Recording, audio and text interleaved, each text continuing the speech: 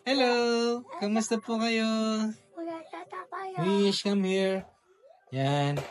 Papahinga lang kami ng mga boys. Ayan, oh. Bago kami magluto ng secret. Hulaan niyo po kung anong dinner namin.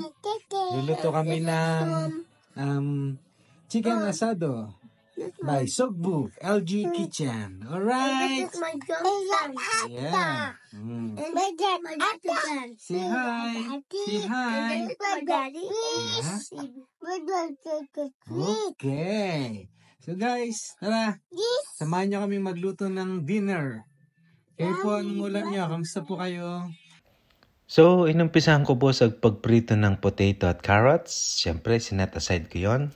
At magigisa na tayo ng bawang at sibuyas.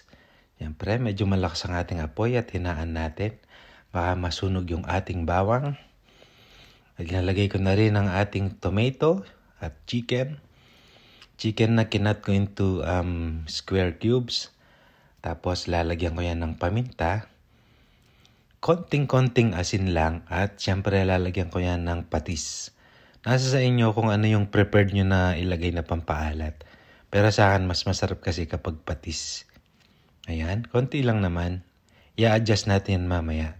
Tapos lalagyan ko yan ng konting lemon. Pampatanggal ng konting lansa ng manok. At nilagyan ko rin yan ng chicken broth cubes. Para yung lasa ay talagang nanunuot. Nilagyan ko na yan ng boiled water. Ayan. Siyempre para mabilis kumulo at maluto. So, ayan. Halo-halo nyo lang ng konti para yung timpla maging equal sa lahat ng parte ng manok. At takpan nyo lang siya. So, after mga 40 minutes o 30 minutes, ayan na siya.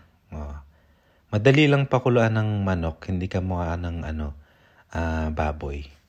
So, nilagyan ko siya ng tomato paste at konting oyster sauce. Ayan. At lalagyan ko uli yan ng paminta para masarap. Masarap sana dyan kung medyo maanghang. Kaya lang yung aking mga chikiting, si Leander at si Luis, ayaw nila ng spicy food. So, yan na lang ang nilagay ko paminta.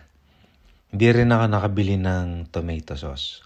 So, ang nilagay ko, kung ano yung meron kami, yung ketchup na lang. Pwede naman. Nilagay ko na rin ang ating piniritong o fried potato at carrots. Tapos halu-haluin nyo lang. Ayan. Ang bango, ang sarap. Nako, nakakagutom. Sana po nakakasunod kayo sa ating cooking session ngayon. Siyempre, titikman ko yan. Titignan ko kung anong kulang pa. Since malambot na yung manok, ayan, kailangan nyo na siyang anuhin yung panlasa, yung itama. Siyempre, ang sikreto ka ng chicken asado ay yan, ay ang cheese. Pampalinamnam. Na-try nyo na ba maglagay ng cheese? Nako, ang sarap niyan, yung sarsa niyan. Ang tawag nila sa Kapampangan, marayupot. Marayupot siya sa buwad. O, diba? Sa Tagalog, medyo malapot yung sabaw. Ganun. Ayan. Sarap niya guys. Ang bango. Salamat po sa inyong panonood. Sana nakasunod kayo at may natutunan kayo sa ating cooking session for today. Bye!